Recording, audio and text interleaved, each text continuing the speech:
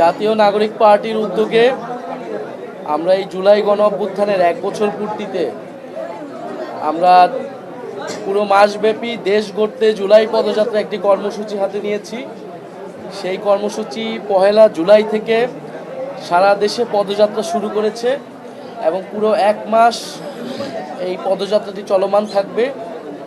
এবং এই পদযাত্রায় মূলত আমরা বিভিন্ন জেলায় যাচ্ছি। আমাদের লক্ষ্য 64টা জেলায় যাওয়া এবং সেই জেলার সাধারণ মানুষের কাছে পৌঁছানো।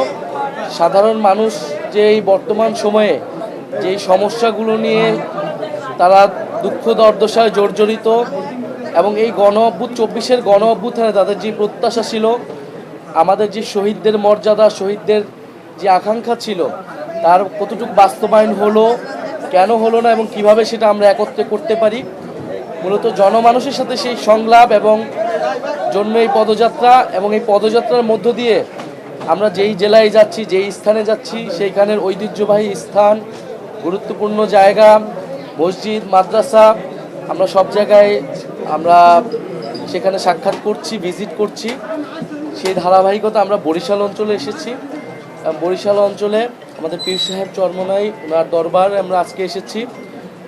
রাজনৈতিকভাবেও পীর সাহেব চরমনাই গণ অভ্যুত্থানে, ইসলামী আন্দোলন আমাদের এই গণ অভ্যুত্থানের শরিক ছিলেন। এবং আজকে আমরা এই দরবারে এসেছি জাতীয় নাগরিক পার্টির জায়গা থেকে শুভেচ্ছা বিনিময় করতে।